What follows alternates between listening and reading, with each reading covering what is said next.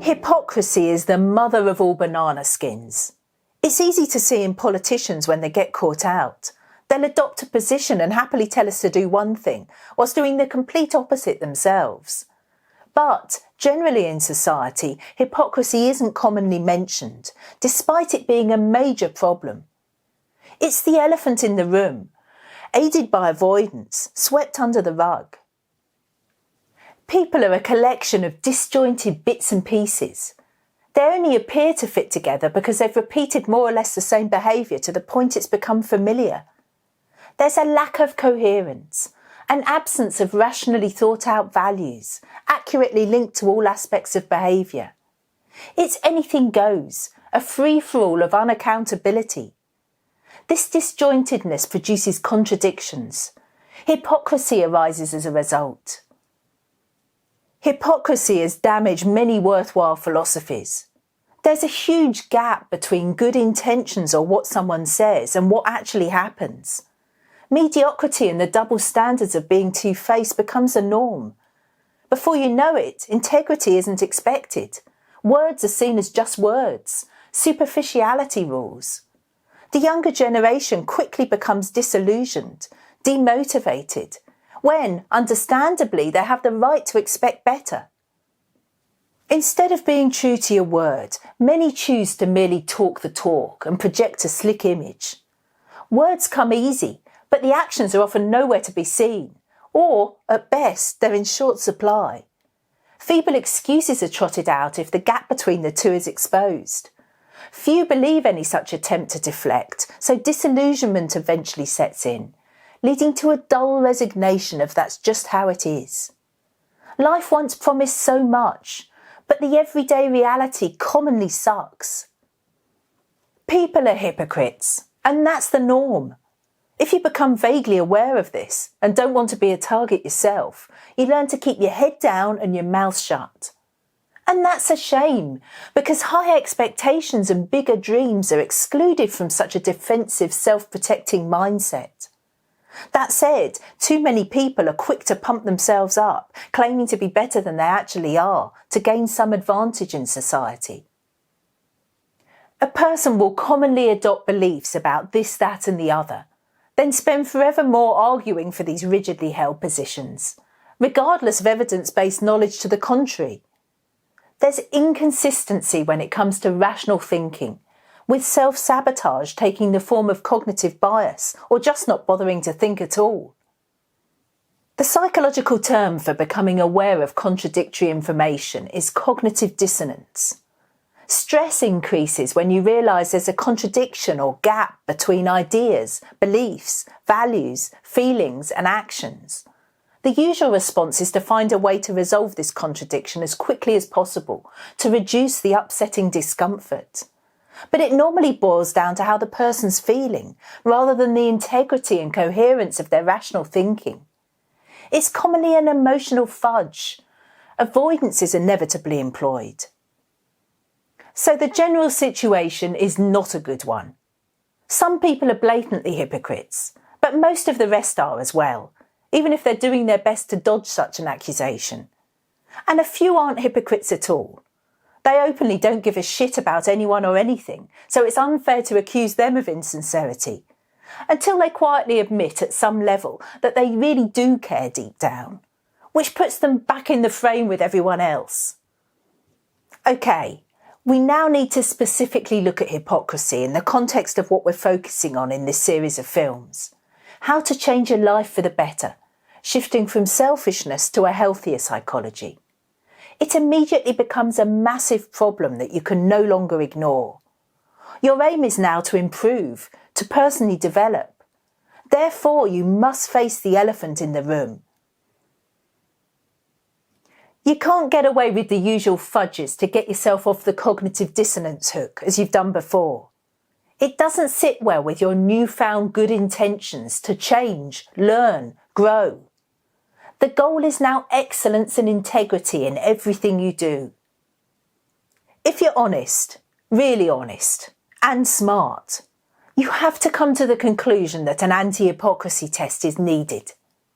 Once you're no longer a novice at attempting to change your life, your behaviour, you'll be increasingly aware that hypocrisy is everywhere, ready to make a fool of you at almost every twist and turn.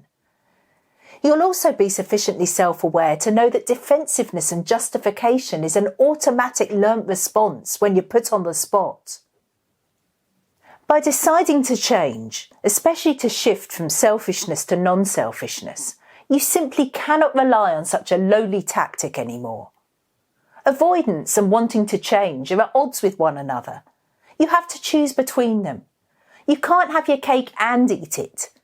If you're serious about shifting, as different from playing at it, you must get real and find a way through this contradiction.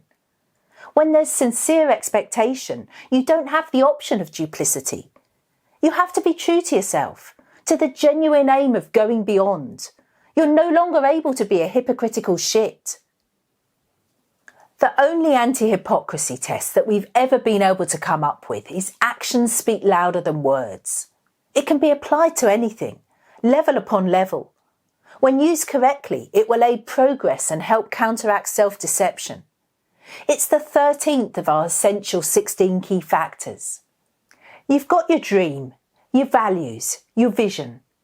Actions speak louder than words is your benchmark for integrity. It's how you can measure progress. It insists on the evidence of appropriately putting good intentions into practice. It's all about delivery and achievement of goals. With the anti-hypocrisy test of actions speak louder than words, any discrepancies between aim and execution will be exposed.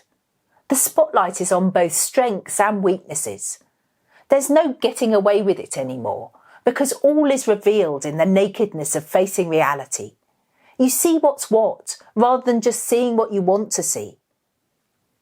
The anti-hypocrisy test is the opposite of making excuses.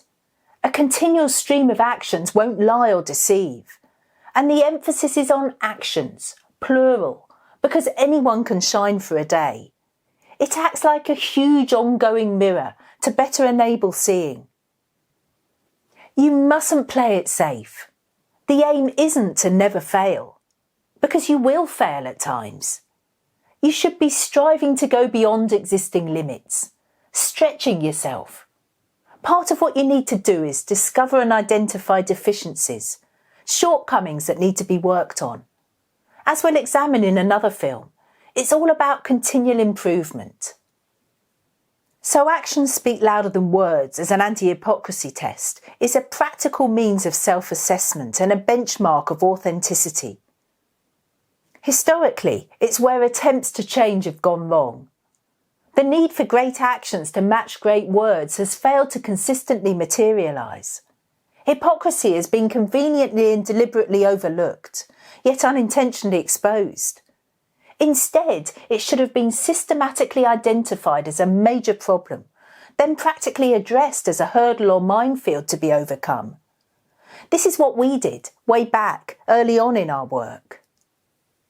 The anti-hypocrisy test isn't rocket science. But avoidance has a hell of a lot to answer for. The norm is to gloss over what looks to be extremely difficult or insurmountable. But that approach will get you nowhere worthwhile. It's far better to smash down the barriers of hypocrisy and avoidance which stand in the way of integrity and real significant change. A breakthrough is required. And, yes, of course, it's going to involve hard work.